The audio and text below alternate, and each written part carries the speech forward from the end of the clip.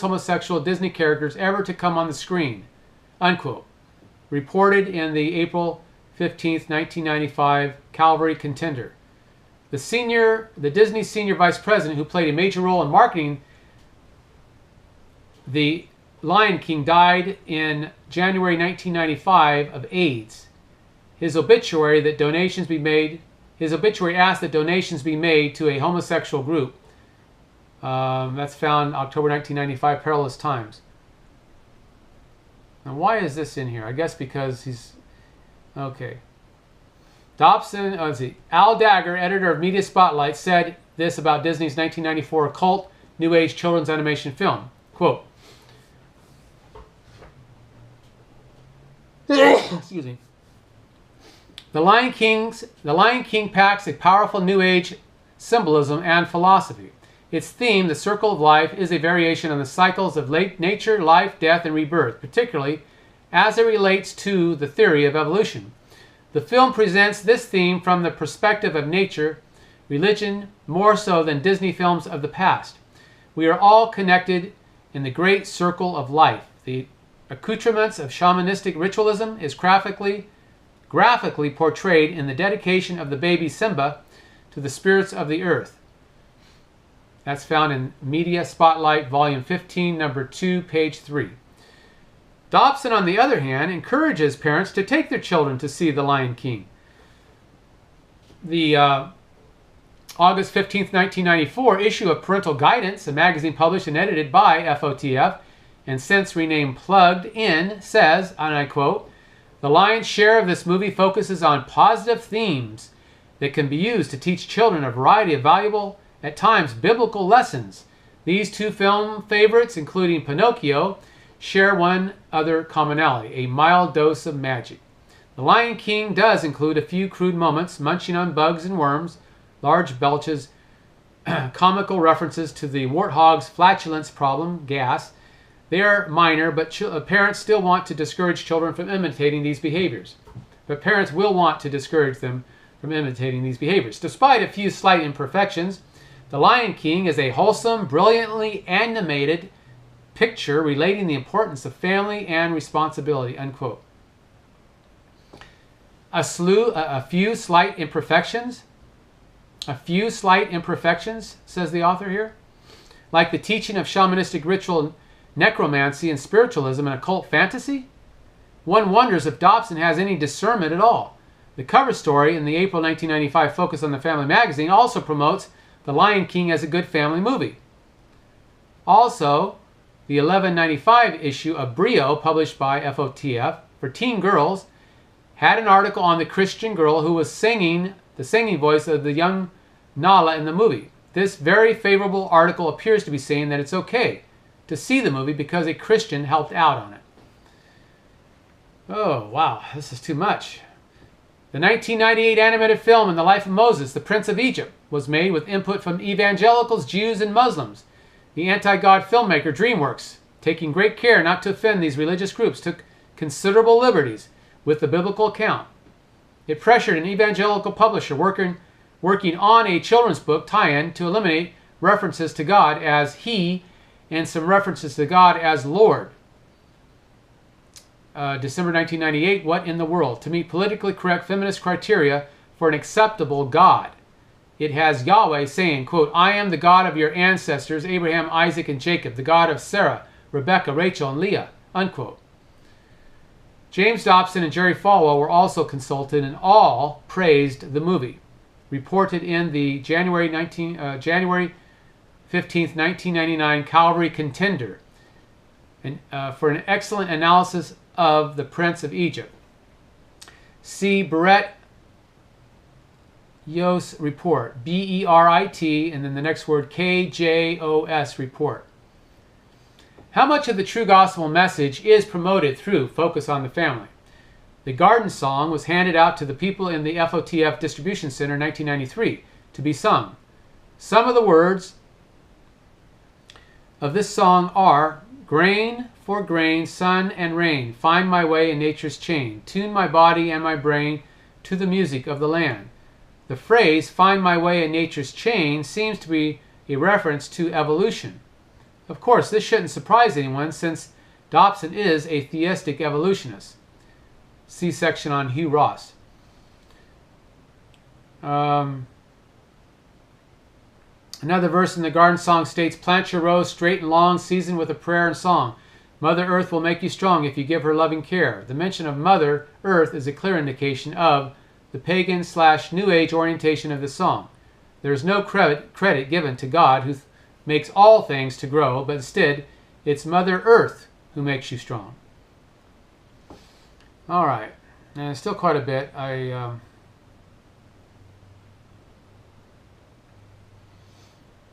mean, apparently other New Age items have been promoted through the focus on the family ministry, such as biofeedback, yoga, and imagery.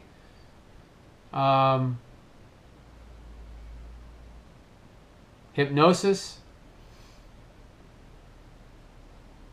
Yeah, that's an occultic practice. Hypnosis and progressive relaxation. In the March 1995 issue of Breakaway magazine, produced by FOTF for teen boys, a reader wrote in to ask if hypnosis was a sin.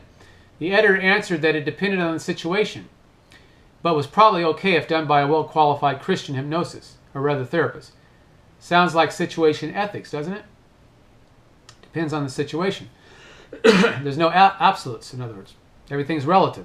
Have you ever heard that before? That's what we've been indoctrinated in our public schools, the state schools, the government schools. In the November 1995 issue of Focus on the Family magazine, an article titled "My Child Isn't Learning" teaches an occult technique known as progressive relaxation, a yoga method of relaxation which was derived from Hinduism, a pagan religion that worships literally millions of gods. Yes, millions of gods, including oneself.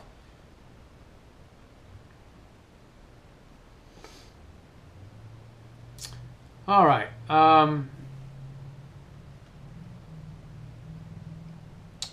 Dobson obviously believes in the medical model, which treats people as victims rather than sinners, as evidenced by his statements that everything from pornography and child molesting to love of one's own spouse is or can become addictive.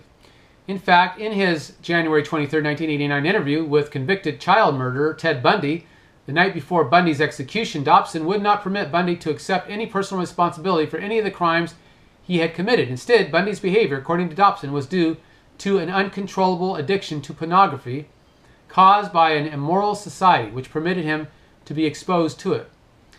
As in his dealing with Ted Bundy, Dobson tends to place blame on society, not sin, for all the wicked things people do. Being a New Age psychologist who has Christianized his New Age psychobabble first, and being a Nazarene second, he will not admit the extent of the sinfulness of the human nature. According to Dobson, man does not sin because of his sin nature, he sins because of society. I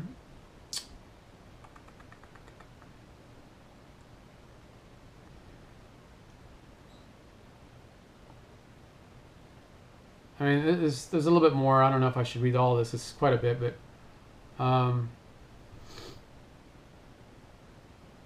Dobson is a primary supporter and endorser of so-called Christian psychologist Gary Smalley, the church's, quote, leading proponent of right brain, left brain pseudoscience, which is a myth claiming to describe personality types by brain hemisphere dominance, as well as give insights to male-female communication effectiveness. It's been thoroughly discredited by secular neurologists, to say nothing of the fact that it has no scripture support.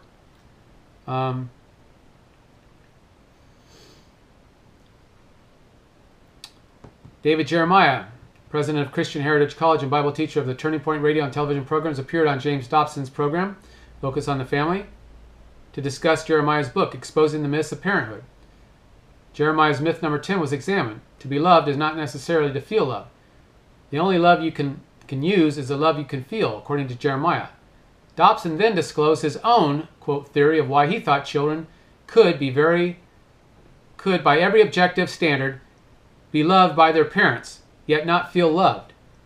It is due to hormonal influence like premenstrual disequilibria, which then causes most of a child's low self-esteem problems. Dobson concluded, quote, if my guess is correct, that there is a hormonal explanation for a lot of that rebellious behavior and especially that low self-esteem, then it's temporary. This is a developmental imbalance that's going on. This is why it is of no value whatsoever to say rebellious kids. Why are you acting this way? All they know is that they feel these things passionately inside. In effect, then, Dobson was saying that there is no personal responsibility for sin. Instead, my hormones made me do it. Can you believe this nonsense? This is what you're getting from Dr. Dobson. I'm sorry, but this is totally heretical. Dobson agreed with Dr. David Jeremiah's conclusion. You accept the fact that it can be hormonal and just keep on working as hard as you can to communicate love at a feeling level, unquote. Dobson's focus on the family has endorsed and heavily promoted Hugh Ross's 1989-91 book, The Fingerprint of God, which is a polemic for progressive creationism / theistic evolution, and thereby is a denial of Orthodox Christianity's literal, factual, historical interpretation of the first 11 chapters of the book of Genesis. All right, I won't say no more about that.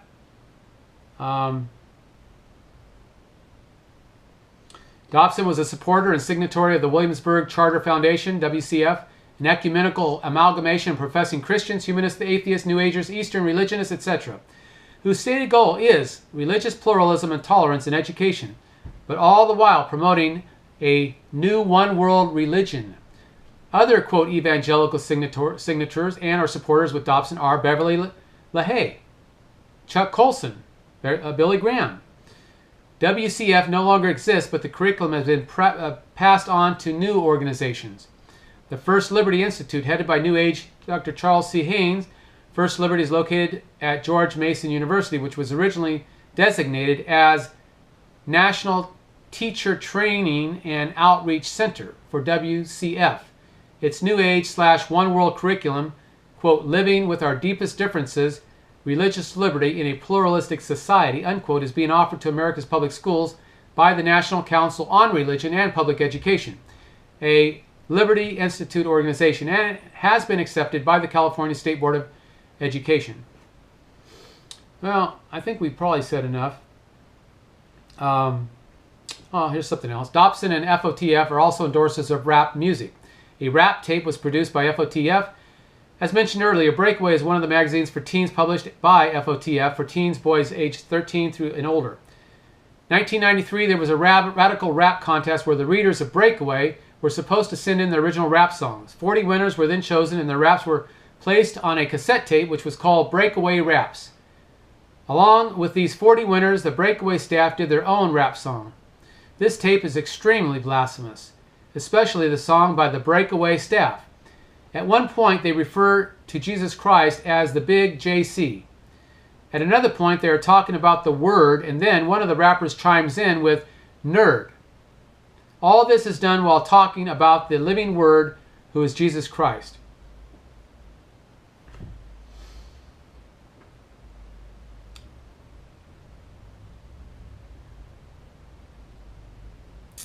Dobson wholeheartedly recommends the books of Christian psychiatrists Paul Meyer and Frank Minerth, and frequently hosts one or both of them on his radio show.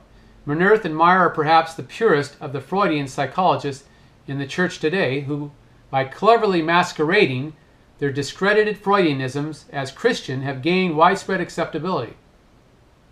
Yeah, I read one of their books one time, and I was kind of sold on a lot of it because it sounded so true, but you know, I didn't have the discernment that I do today. Bill Hybels, the guru of the unbiblical church growth movement and psychologizer like Dobson. For example, Hybels extols the virtues of Jungian personality theory in his book Honest to God, is a frequent guest on Dobson's radio program. Dobson also added Hybels to the board of directors for Focus on the Family.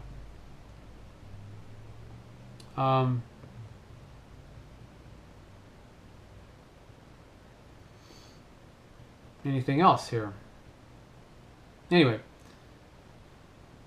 just type in, if you want to read this whole thing, type in false teachings of Dr. James Dobson, RapidNet, RAPID.net, and you're going to get this same article I'm reading from, okay? It's from Biblical Discernment Ministries. This article, by the way, was revised in November of 2000, so it's still 17 years old. All right.